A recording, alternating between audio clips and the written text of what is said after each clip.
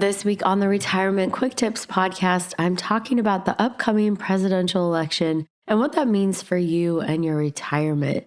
Now, today I want to talk about the best thing you can do with your investment portfolio and all major financial decisions for that matter when you're really stressed or anxious about the election, or maybe after the election, since there's really a pretty good chance that about half of you listening, you're going to be disappointed in the outcome. And depending on how much you care in politics, you might not want to get out of bed the next day if your guy or gal doesn't win. So I've talked to clients who are absolutely terrified of Donald Trump winning, so much so that they're talking seriously about getting way more conservative, moving significant portions of their money to cash or very conservative investments. They have no hope for the future if he is elected president. I've talked to other clients who tell me that if Kamala is elected and we have 4 more years of progressive policies, that the U.S. is toast.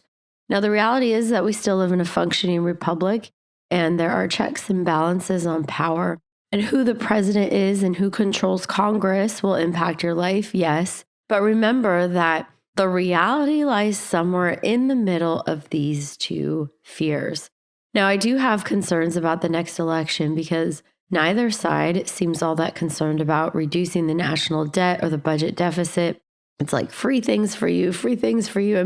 Both of them are campaigning on basically handouts to win votes. And the problem with that is that if those proposals become reality, more spending, more debt, more inflation, more long-term problems that are going to be much harder to unwind down the road, more likely to lead to a very deep economic crisis if not dealt with appropriately. So sorry for the pessimism, but it is concerning because it's going to come home to roost. But, life has a way of panning out in unexpected ways, so we shall see. But neither candidate is interested in reducing national debt or the budget deficit. We're just going to spend and print money and figure it out later.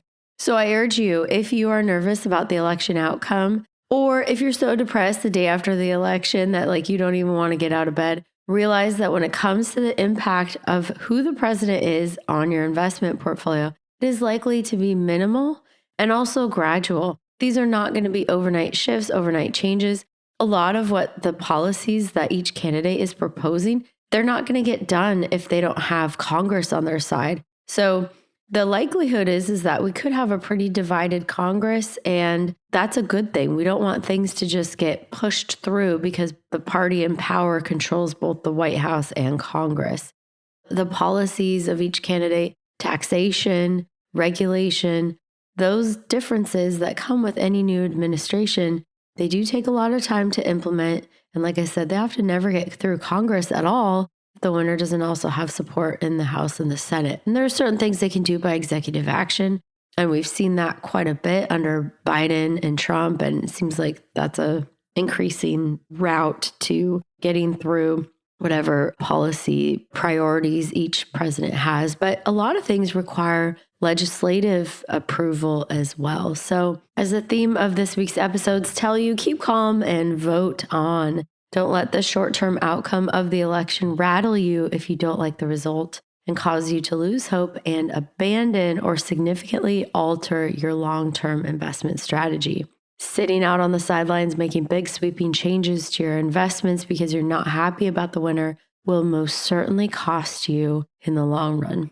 All right, that's it for today. Thank you so much for listening. My name is Ashley Mitchikay, and this is the Retirement Quick Tips podcast.